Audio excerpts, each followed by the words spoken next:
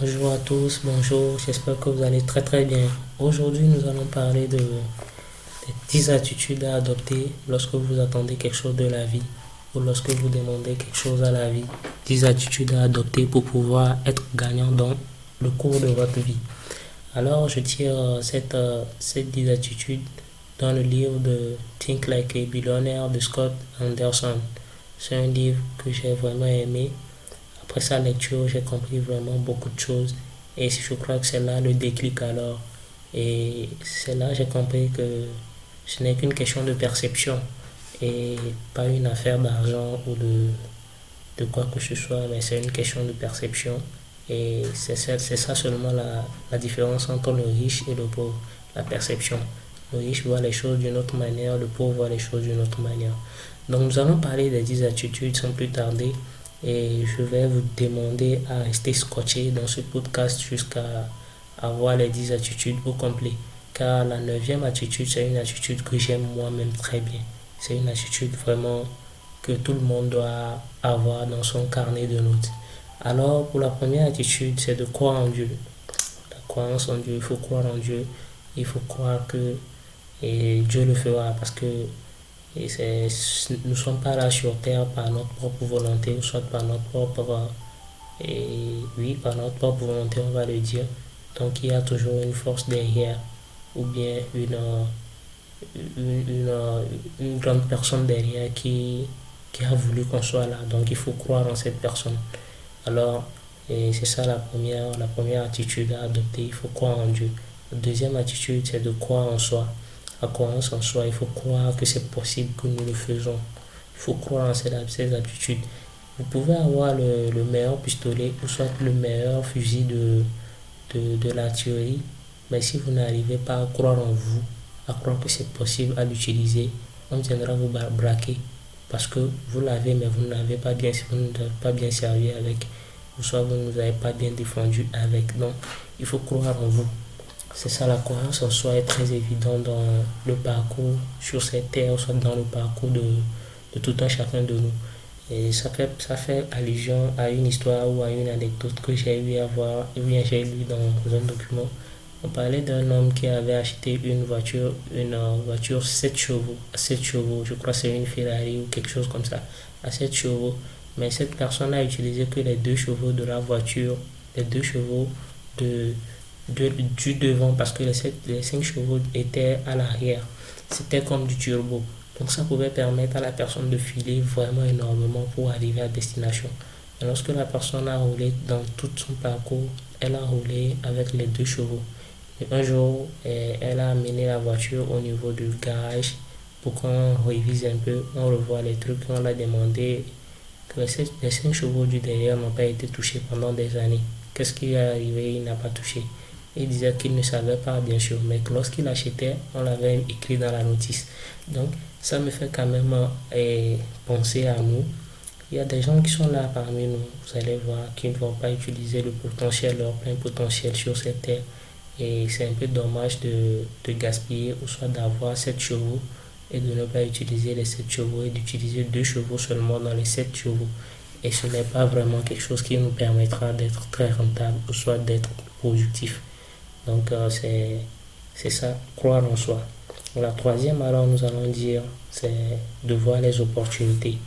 Et de voir les opportunités, ça parle de voir les opportunités même lorsque ça ne va pas. Il faut toujours être positif.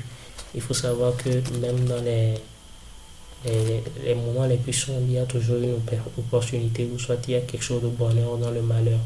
Donc il faut voir sous un autre angle et ne pas être trop sceptique et ne pas être quelqu'un qui dit toujours et que ça ne va pas, ça ne va pas. Parce que souvent, lorsque vous voyez que ça ne va pas, il y a des opportunités à côté et vous pouvez saisir cette opportunité pour devenir riche et ou soit pour vous épanouir et avoir ce que vous voulez. Parce que dans un premier temps, le tigre, lui, il arrive à mieux chasser lorsque il a faim. Donc, si nous aussi nous arrivons à adopter la rage ou soit la niaque de ce tigre que nous aussi nous avons en nous, parce que vous êtes sans savoir que l'homme aussi a un instinct animal, donc si nous aussi nous avons à avoir cette niaque de vouloir nous adapter, de pouvoir réussir dans les conditions les plus atroces là, nous allons pouvoir voir les opportunités là où on ne croit pas que les opportunités existent. Alors nous allons passer à la quatrième. La quatrième parle de passer à l'action. Et passer à l'action, c'est évident parce que nous pouvons parler dans ce podcast à longueur de journée, mais lorsque vous ne passez pas à l'action, vous n'aurez pas un résultat. Parce que si il faut passer à l'action, et c'est l'action qui va vous mener là où vous allez. Vous pouvez avoir la voiture à 7 chevaux, mais si vous ne démarrez pas le moteur, vous n'irez nulle part. Même pour ne pas parler des 2 chevaux que vous allez utiliser. Donc, prenez quand même note de l'action.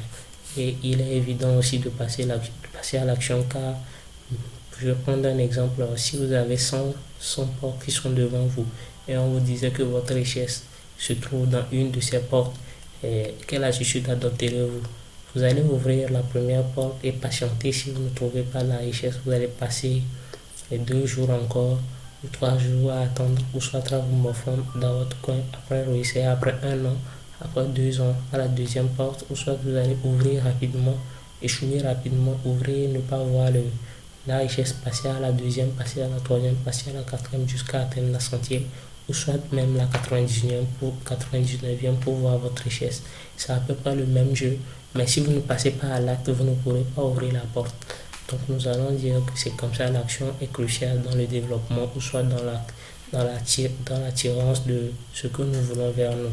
Si nous passons à l'action, nous avons quand même plus de chances que celui qui ne passe pas à l'action d'avoir ce que nous voulons de la vie. Alors nous allons parler de la cinquième. La cinquième, c'est que l'échec n'est pas fatal, ou bien l'échec n'est pas la fin.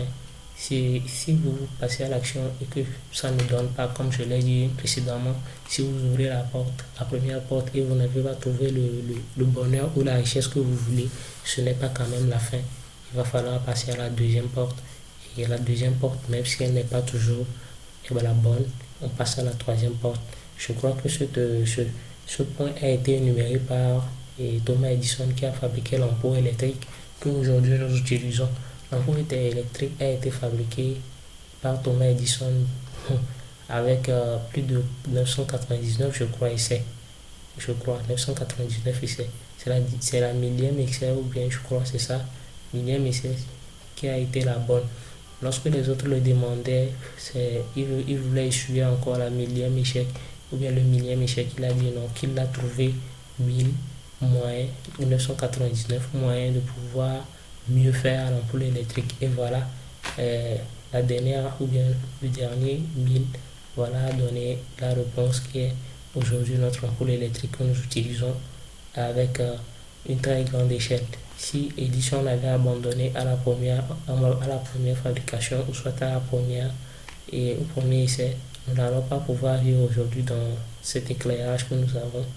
Et nous allons vraiment remercier Edison de nous avoir levé ce point, ou soit de nous avoir éclairci à propos de l'échec. Voyons l'échec comme une opportunité et comme quelque chose qui va nous pousser à pouvoir nous améliorer. Alors nous allons passer à la sixième. La sixième, c'est l'attention et la peur tue la créativité. Si vous avez peur de vous lancer dans quelque chose, ou soit vous avez la tension qui monte, vous dites pas, est-ce que c'est la peine de le faire? Vous avez peur de le faire, vous avez peur d'échouer. Vous n'allez pas pouvoir être très créatif. Mais pourtant, lorsque vous savez bien que vous voulez le gagner, vous voulez arriver là où vous voulez, vous laissez la peur de côté et vous vous lancez dans le vide. Vous apprenez, vous allez voir que vous serez créatif. Vous allez attirer vers vous ce que vous voulez et vous allez pouvoir arriver à vos fins et avoir ce que vous demandez à la vie.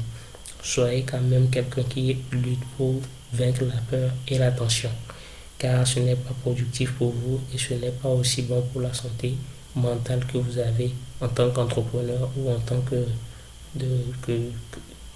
je peux dire n'importe quoi quand même, mais en tant qu'entrepreneur, parce que nous sommes sur cette chaîne, je crois que nous sommes des entrepreneurs et nous voulons atteindre la liberté financière. J'ai suivi il y a de cela quelques jours un documentaire qui parlait d'un homme très riche, je peux dire un milliardaire, et le milliardaire est revenu, il a eu une très grande faillite à cause d'une question de tension. Il disait qu'il avait emprunté beaucoup d'argent pour pouvoir assurer la vie de son entreprise. Et voilà, tous les jours, il pensait à comment rembourser cet argent tous les jours. Et ça le montait la tension. À un moment donné, il a eu le cancer, je crois que c'était le cancer de cœur ou quelque chose comme ça. Il a eu le cancer et il a finalement encore eu à s'endetter avec l'argent de l'entreprise pour pouvoir se soigner. Et il est revenu à zéro. J'ai eu le nom de son livre. Je crois que je vais laisser le nom de son livre dans la barre de description. Et pour ceux qui voudraient entrer en contact pour trouver ce livre, n'hésitez pas à écrire. Il a laissé sa page Facebook là-bas. Je vais écrire quand même toutes les informations ou soit laisser le lien de la vidéo dans la barre de commentaires pour que vous ayez la trouver. Maintenant, nous allons parler de la septième. La septième attitude est d'arrêter d'être la victime, arrêter d'être une victime. L'adoption de cette attitude ne vous amène pas vraiment à être créatif parce que cette attitude vous met dans la posture de celui qui est oppressé. Celui qui est oppressé quand même cherche de l'amour, l'affection de l'autre côté et autres. Il voudrait qu'on dise que courage à toi et autres, mais pourtant c'est pas productif pour vous. Et la vie aussi ne vous fera pas vraiment cadeau. Il va falloir que vous soyez très prêt et très préparé plutôt et avoir tous les détails, être quand même très préparé et dur dans la tête psychologiquement à affronter ça. Et si c'est que vous arrivez à être une victime, ça sera pas bien pour vous parce qu'une fois que vous échouez un échec, c'est comme si vous avez échoué 1000 échecs.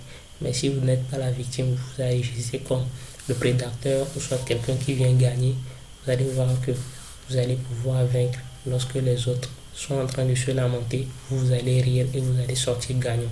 C'est l'attitude que le coureur et des coureurs adoptés, c'est le coureur américain plutôt qui a adopté une bonne attitude dans ce cadre.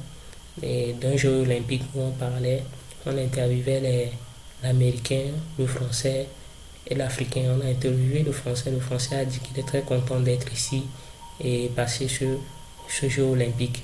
Quand on a interviewé plutôt l'Africain aussi a dit les mêmes choses. Il a dit qu'il est très content d'arriver jusqu'ici car il a été sélectionné après beaucoup de dépôts dans son pays ou dans son continent, qu'il est très content d'être ici déjà. Mais lorsqu'on a tendu le micro à l'américain a dit qu'il est là pour gagner. C'est en un seul mot ce qu'il a dit. Il a dit qu'il est là ici pour gagner. Et c'est la seule phrase qu'il a donnée. Et effectivement, l'américain a été le premier de cette course. C'est pour dire alors que si nous avons l'attitude d'une victime, nous allons pouvoir dire non, on est déjà arrivé là-haut, c'est bon, si ça marche pas, c'est pas grave, mais si ça marche aussi, bon, on s'en fout. Mais lorsqu'on a quand même une autre attitude, le contraire de cette victime, nous allons dire que nous sommes là pour gagner et nous allons gagner aussi comme il se doit. Alors nous allons passer à la huitième. La huitième attitude à adopter, c'est de voir, voyez-vous comme Dieu vous voit, c'est-à-dire que souvent nous avons l'infériorité, un complexe d'infériorité, on se demande est-ce que c'est possible de le faire, est-ce que nous pouvons, mais souvent on oublie quand même que nous sommes le produit d'une bataille je vais entrer dans la biologie, pour que l'homme soit né, je crois il y a de cela, et je dis il y a de cela, pour que l'homme vienne au monde, il y a des spermatozoïdes qui vont féconder une ovule. Et dans les spermatozoïdes, je crois que c'est quelque chose d'1 milliard de spermatozoïdes. Mais quand même, dans ces milliards de spermatozoïdes, il n'y a seulement qu'un spermatozoïde qui va féconder l'ovule. Et nous sommes tous le produit d'un seul spermatozoïde. Même les jumeaux sont le produit d'un spermatozoïde. Donc il faut comprendre alors que c'est quand même quelque chose de très extraordinaire. Sur une compétition de 1 milliard, vous avez été sélectionné, vous êtes le premier à être sélectionné. C'est-à-dire que vous avez été le meilleur, le champion. Et j'oublie le nom de la personne qui a vécu cette citation. Elle dit que si vous êtes toujours en vie, c'est que Dieu n'a pas encore fini avec vous. Et effectivement, c'est vrai. Dieu n'a pas encore fini avec vous, sinon vous ne serez plus ici. Donc il va falloir adopter l'attitude de se voir comme Dieu vous voit et ne pas vous sous-estimer ce que vous avez. C'est-à-dire chacun est pro dans un domaine, chacun est pro et quelqu'un de meilleur, de champion dans un domaine. Ce n'est pas parce que vous ne savez pas jouer au basket que vous ne savez pas jouer au tennis. Ou soit ce n'est pas parce que vous n'êtes pas bon au basket que vous n'êtes pas bon en gestionnaire de commerce ou bien d'entreprise.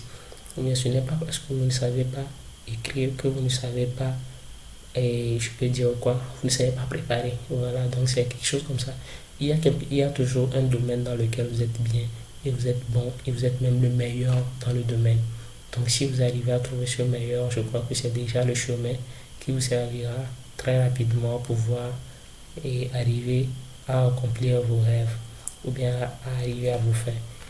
Et nous allons parler de la neuvième attitude à adopter, celle que j'adore vraiment. Sachez vraiment ce que vous voulez de la vie. Sachez vraiment ce que vous voulez que la vie vous donne. Sachez vraiment ce que vous voulez arracher de la vie. Voilà, c'est vraiment ça. Vous allez voir beaucoup de personnes aujourd'hui, comme la majorité, on appelle je vais être riche, je vais être riche. Mais la richesse, selon vous, c'était quoi? C'est avoir 1 million de dollars. C'est avoir combien? C'est avoir 2 maisons, une maison à Dubaï, c'est faire des voyages. C'est quoi? C'est quoi la richesse selon vous? Définissez ce que vous appelez votre réussite, ou soit définissez ce que vous voulez vraiment de la vie. Car il a écrit, je crois, dans un livre, là, j'ai oublié encore le livre, et la personne dit que tout, tout chemin mène, voilà, je crois, tout chemin mène, si vous ne connaissez pas votre destination, voilà, que tout chemin que vous allez prendre vous mèneront à la destination. Mais lorsque vous connaissez votre chemin, vous aurez quand même frayé votre propre. Et plutôt, lorsque vous connaissez votre destination en tête, vous aurez frayé ce chemin plutôt qui vous mènera à cette destination. Mais lorsque vous ne connaissez pas la destination où vous voulez aller, tout chemin mène là-bas. Donc, croyez-moi que c'est bon et c'est très, très, très, très meilleur d'avoir une définition de la réussite. Et si possible, même la garder tout près de vous tout le temps. Et chaque matin, vous la lisez.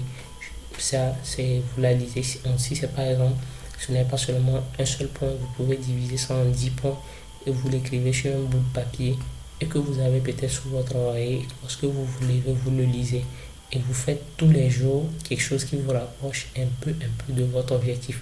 Je vais prendre l'exemple de quelqu'un par exemple qui voudrait avoir je vais dire quoi, qui voudrait avoir une station d'essence. Voilà, cette personne peut-être a commencé par la distribution de l'essence ou bien du carburant frelaté. Bon, je suis en train de parler, c'est un exemple, mais je sais que c'est un peu illégal, mais prenons cet exemple. Si la personne veut être comme ça, ou soit je vais mieux prendre là, quelqu'un qui est dans la distribution de chaussures comme Nike. Dans son livre, ça se fait voir déjà ce qu'il a dit. Il est parti premièrement, il voudrait fabriquer les chaussures à la base, mais il a commencé un tout petit peu comment. Il a commencé par commander les chaussures au niveau du Japon. Il s'est déplacé, il est parti prendre un contrat. Il a commencé par distribuer les chaussures dans sa localité. C'est-à-dire, si vous êtes dans un pays comme, je vais dire, le Togo, comme ça, et vous arrivez à prendre une petite localité, que ce soit votre ville, que ce soit votre quartier, soyez le distributeur de ce que vous voulez créer après. Comme le gars de Nike et Ignite, il a commencé par plutôt commander les chaussures et vendre ça dans la localité de l'Est, là où il était. Il a commencé à vendre ça, il a vendu et il a pris un peu avec ses commerciaux. Ils ont pris un peu, ils ont étendu leur territoire jusqu'à même entrer dans le territoire d'un autre qui était aussi quelqu'un qui prenait les produits, les chaussures chez l'autre et c'est leur fournisseur. Et avec le temps, il est parti négocier pour pouvoir prendre encore plus de territoire et pouvoir même aller jusqu'à l'ouest de l'Amérique. C'est-à-dire il était à l'est et il voulait maintenant aller étendre jusqu'à l'ouest. Mais on lui a accordé parce que celui qui était à l'ouest ne pouvait pas faire les chiffres comme lui. Et la personne ne faisait pas les chiffres comme lui. Effectivement, il a arraché le marché chez l'autre. Et il a évolué comme ça jusqu'à ce qu'aujourd'hui, nous sommes en train de voir la paire Nike abonder dans tout le pays, soit dans tout le monde entier. Voilà, il a commencé un tout petit peu. Et donc, si vous aussi, vous pouvez avoir ce petit élément ou bien ce petit effet de pouvoir tous les jours pouvoir faire quelque chose pour pouvoir vous rapprocher un tout petit peu de vos rêves, vous verrez que ça sera possible. Et une citation aussi le dit bien, il dit celui qui veut déplacer une montagne commence par une petite pierre. Donc c'est un peu vrai. Et aussi l'autre dit tout grand voyage commence toujours par un premier pas. Et ce n'est pas faux. Il faut toujours commencer par un premier pas et vous approchez un tout petit peu jusqu'à vous arriver là où vous voulez. C'est vrai que on ne bâtira pas Rome dans un même jour ou soit un même jour, mais il faut quand même avoir la vision claire de ce que vous voulez bâtir. Si c'est Rome, vous voulez bâtir, ou soit si c'est, je vais dire quoi, la tour Eiffel, vous voulez bâtir. Donc quand même, sachez ce que vous voulez. Et nous allons parler de la 10e, qui est la dernière attitude à adopter pour avoir ce que vous demandez de la vie, ou bien avoir ce que vous voulez. C'est que vous ayez retrouvé, c'est que vous ayez un renouvellement, vous ayez retrouvé une nouvelle pensée, allez chercher une nouvelle pensée. C'est-à-dire, et je vais mieux expliquer ça, si vous êtes là où vous êtes aujourd'hui, c'est parce que vous avez eu une pensée il y a de cela quelques années qui vous a amené là où vous êtes aujourd'hui. Nous sommes le fruit de nos pensées. Et voilà, nos pensées mènent à nos actes et nos actes mènent à notre caractère, je crois, c'est ça. Et nos caractères définissent ce que nous sommes. Donc, nous ne pouvons pas dire que nous voulons changer ce que nous sommes aujourd'hui sans changer nos pensées. Tout commence par nos pensées. Et il y a une citation ou soit un adage ou une anecdote dans ma langue qui dit que la tête qui a refusé d'apprendre va toujours transporter les colis, soit doit toujours être un de cœur. Mais c'est pas faux. À la fin, au début, quand j'ai entendu ça, j'ai critiqué un peu, mais aujourd'hui, je comprends que c'est un peu mal. Il va falloir que nous changeons nos pensées, notre manière de penser pour pouvoir avoir de nouveaux résultats. Si nous voulons avoir de nouveaux résultats, il va falloir penser autrement, ou soit penser comme la personne que nous voulons devenir déjà. Si vous voulez devenir quelqu'un qui a réussi, comme vous le définissez, si c'est financièrement, vous définissez la réussite, vous allez commencer par lire les gens qui ont réussi financièrement. Si vous voulez devenir un bon golfeur, vous allez commencer par lire les livres ou étudier l'autobiographie des gens qui ont été golfeurs et qui ont réussi dans le jeu du golf. Comme je le disais récemment, et celui qui a fabriqué le fondateur de la paire de Nike, Knight, et Monsieur Knight, vous allez voir son histoire. J'ai lu son livre et son histoire rappelle vraiment que toute entreprise ou bien tout entrepreneur doit chercher à commencer un tout petit peu quelque part. Il a commencé dans le sous-sol de la maison de son papa et un peu, il est arrivé là où il est. Donc il faut comprendre que si la personne qui lit son livre comprend la mentalité que Knight avait, la personne là aussi peut aussi vouloir commencer un tout petit peu et aller un peu jusqu'à avoir ce qu'il veut aujourd'hui. Arriver à impacter aussi le monde comme Knight. Et c'est possible, ce n'est pas quelque chose d'impossible. Ce n'est pas une question d'argent, comme on le dit ici, ce n'est pas une question d'argent, c'est une question de compréhension, c'est une question de perception. Comment nous voyons le monde et comment nous voyons les choses. Si nous pouvons attirer vers nous les choses, ça sera encore très possible. Et pour finir, j'ai un petit conseil à donner. Et ce n'est pas... il y a... Je vais dire quoi ça? Pour gagner de l'argent aujourd'hui, et vous n'êtes pas obligé d'être le producteur aujourd'hui à l'échelle où vous êtes. Si vous n'êtes pas encore arrivé à être un grand ou bien une baleine, cherchez quand même à faire le négoce. Le négoce, c'est quoi? C'est le fait d'aller et être l'intermédiaire entre le producteur et le consommateur. Voilà. Je vais prendre un exemple. Et j'étais entre-temps, il y a de cela 6 mois, si je ne me trompe pas, j'étais avec un ami, on discutait, et il m'a dit qu'il avait un autre ami qui fabriquait des produits, des friandises, et qu'il cherchait comment faire pour commercialiser ses friandises très rapidement.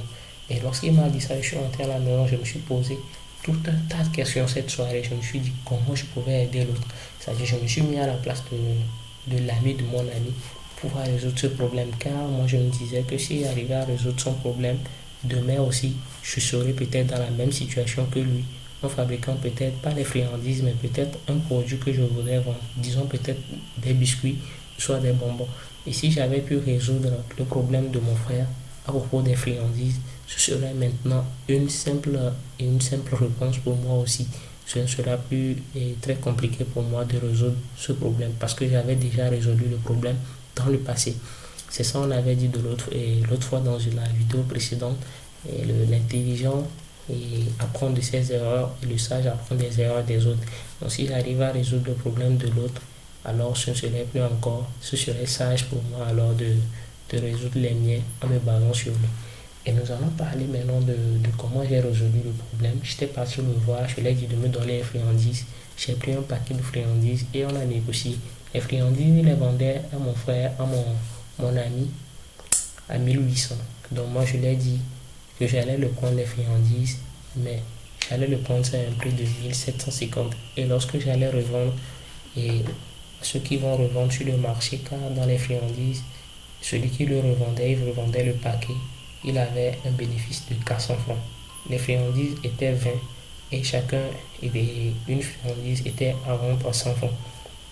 Et plutôt, les friandises étaient plutôt 24 dans le paquet et une friandise était à 100 francs.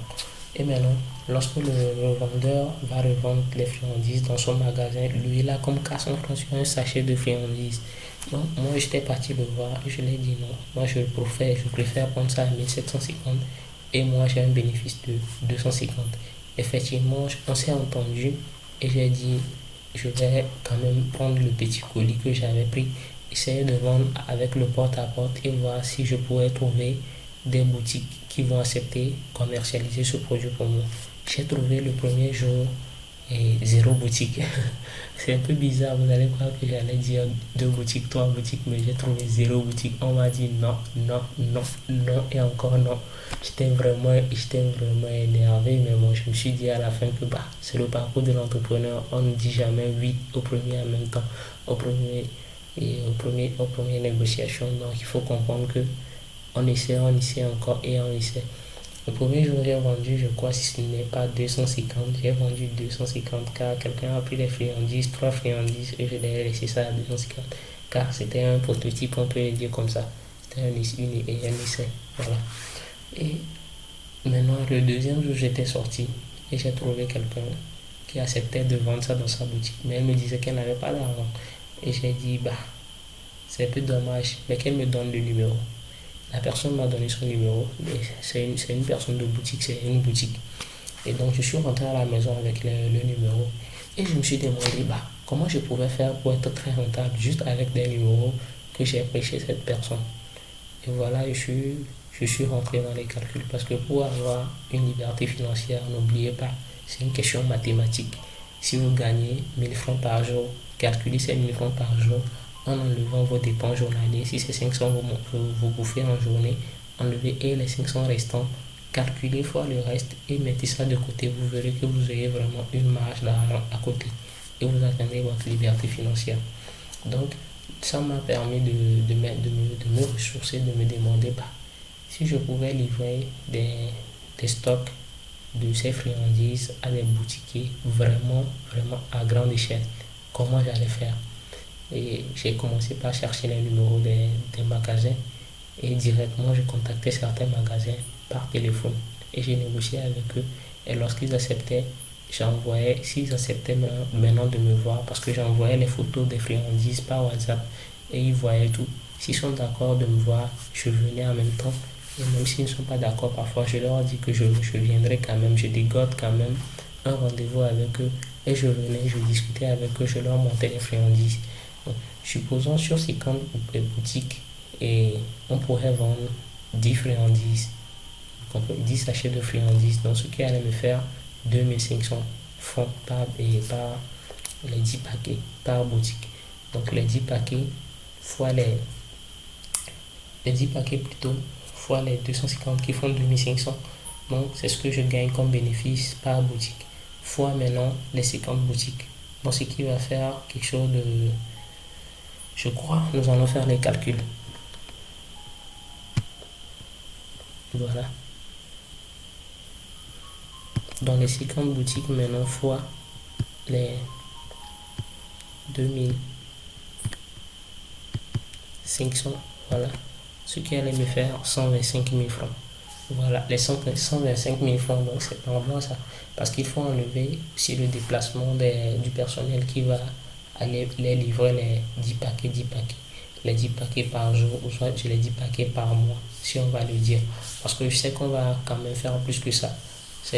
Au début, c'est un peu compliqué, mais ce sont les calculs. On peut aussi dépasser ces calculs. Ça dépend de la persistance et de comment nous arrivons à quand même manager, à faire le management pour pouvoir étendre notre entreprise, ou soit à étendre le boulot.